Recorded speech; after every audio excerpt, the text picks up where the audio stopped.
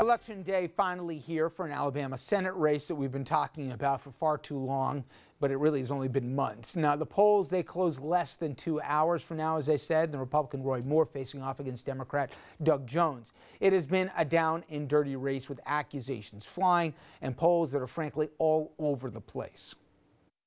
The latest polls have put Democrat Doug Jones sometimes ahead, sometimes just behind Republican nominee Roy Moore. An outcome that just months ago would have seemed inconceivable in solidly red Alabama. I'm very excited. I think it's a very clear choice for our new senator, and I'm excited that there's such a great Democratic candidate running this time.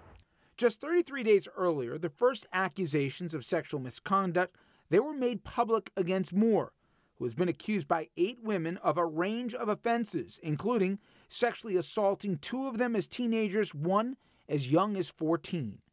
Moore, he has denied all allegations, arriving to his polling station on horseback today. Vote their conscience, and we have a tremendous turnout. The state, the nation is watching this. While Democrat Doug Jones showed off his ballot. Not a secret. And sounded confident. I don't think that Roy Moore is going to win this election. But the pro-choice Democrat still faces an uphill battle with many voters. I voted for conservative judges, traditional family values, Second Amendment, and against abortion. Last night, both candidates brought out their supporters in a final fight for votes.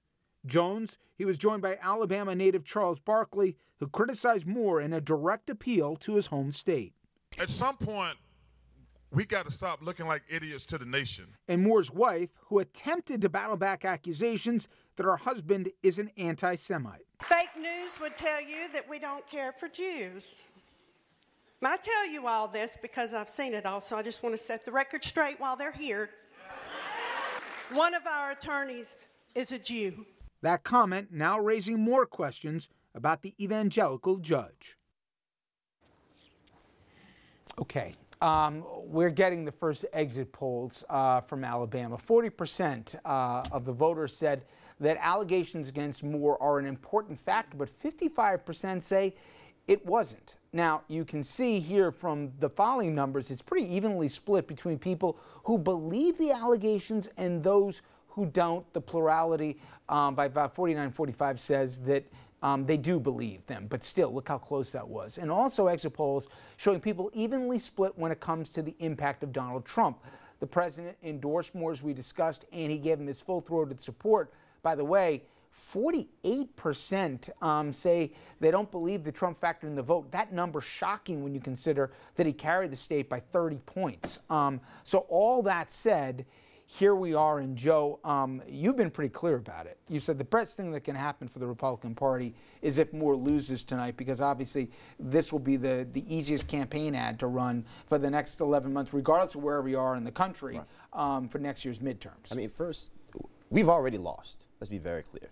The day that the President of the United States stepped on Air Force One and got on a plane to go down to Pensacola and stump for a man with credible accusations of child molestation and basically decided the RNC should allocate my RNC dollars, everyone's RNC dollars across this country to support a man with credible cases of child molestation against him, we lost. So the notion that somehow, well, if we lose this election, that somehow we'll be absolved of responsibility for what has been unleashed in this country is bunk. The fact that we have to confront at this very point in time is that if you're going to be the party of family values, if you are going to be engaged in saying that character matters, then you cannot in any way be associated with candidates like this. And so, you know, the Senate has already announced that they're going to tomorrow have actual hearings amongst Republican senators to figure out what to do in the event that Roy Moore actually wins. That in and of itself should speak volumes to the fact that there are at least some people that recognize what a complete disaster this has been and how we have literally followed Roy Moore and in many ways, unfortunately, the president down this pathway of ruin. And just, I know folks probably, especially if you watch this kind of program, you know a lot of the facts around this case, but just take what this man has said. I'm talking about Moore now. In the last couple weeks, take even out the allegations of pedophilia. Hard to, but try. You two guys, I'm going to start with you. The best times in America for the American family was when your relatives were slaves. And by the way, just as a history reminder, because They ripped apart black families during slavery. It was slavery. I mean, that's probably the headline out of it. That was the best times. But you shouldn't feel too bad because they like Jews because they have an attorney who's a Jew, okay? A Jew. He also called people yellows and reds in the last week. Yes, he did. Roy Moore. None of this makes headlines because of everything else that goes on.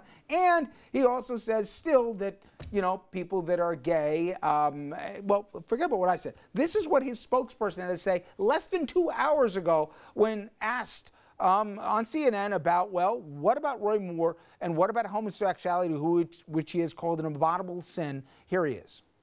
Homosexuality is a sin in the biblical sense. That is where Roy Moore is in the state of Alabama. Here's my question for you, sir. Does he think that homosexual conduct should be illegal? It's a yes or no question. Probably. He probably thinks homosexual conduct should be illegal. Now, in that same conversation, even more frightening for those who heard it, his spokesperson also said that we should adhere to the Bible, not to the Constitution, because up until only a few years ago, that's what basically we did. You know, let's not get history or facts into the way. I want you guys to listen to, I know Dom's heard this, but to a focus group that Frank Luntz had conducted down in Alabama, and listen to what some of the folks there that casted their ballots today or voted early, what they had to say about what they think of Roy Moore and some of the rationalization that's gone on, at least in Alabama. How many women have to come forward before you say, wait a minute, where there's smoke, there's fire? It doesn't matter about it's a legitimacy, not just how many. Exactly. How many are actually not being paid or being coerced to do this? How many of them do you think are being paid? All of them. All of them? All of them. By show of hands, how many of you think all the women are being paid? Seriously. It doesn't sound like it went beyond the still clothes zone. It doesn't sound like it went beyond anything, and that as soon as the girl said she wasn't comfortable, he took her home. I guess my question is, you blame her. She's 14. I'm not blaming her. I'm blaming both of them. So I didn't say that I thought he was without sin. It's possible he did it, but it's possible that he could be forgiven. If Roy Moore was guilty, if he was at the mall hitting on this 14-year-old, 40 years ago in Alabama, there's a lot of mamas and daddies that'd be thrilled that their 14-year-old was getting hit on by a district attorney. Okay. Don't even have enough time for all this, but Dominic, this idea that fake news and that alternate facts and everything else, we always talk about how troubling it is, that's Exhibit A. That we are at a time and place in this country, whatever happens in Alabama tonight, that if people go in their corners and listen to what people want to tell them, that somehow facts be damned. Well, Richard, the video clip, Frank Luntz, and you know, every time I watch it, I'm amazed, and I don't mean that in a good way. It just proves that people can rationalize in their mind whatever they want to believe, period. That's why I say in just a few hours, Roy Moore probably will be elected to the, it's one of the most horrible things that I can think of. And I shouldn't say this as a journalist, but good for Republicans. You wanted them, you may have them. And now what you're going to do with them, because you're going to have a headache bigger than you ever imagined. President Trump, his handprints is all over this. I want to come back to that in a second, Joe, but to me, here's my, everybody always says, oh, well, you see, it works for Trump. He's down to 33% approval ratings. And let's not take the fact that there's a group of people sitting in a room, nothing against the state of Alabama, but white folks in Alabama. I'm glad you said it. Well, it was noticeable in the room, and speaking in a way where they don't really care, in that case, what alternative facts there were. Like in a time war, but I refuse to accept that the majority of Atlanta voters who are going to vote today go down that path. I think it's very sad to watch. To me, it's just terribly sad. But I happen to predict that Doug Jones is going to win. We're going to be surprised. Right. I know Joe wants you to be and right. I don't think it's only the white suburban women. Don't fool yourself. There's a lot of white men, in my opinion, who are going to vote. The young Republicans came out against Roy Moore. Correct. And is the party in a generational battle right now, more than just on the evangelical win versus whatever's left of the moderates? I mean, you're closer to this than anybody. What should people look closely at, and the party look closely at? And I'll finally say this. The guy who Trump brought on as original chief of staff, we all remember what originally Priebus wrote after they lost, 5 years ago to Obama. They did a postmortem. They looked at the body and they said, listen, we got to grow the party. It's got to have a lot of different colors in the rainbow on this. We got to be a more tolerant party and all the rest.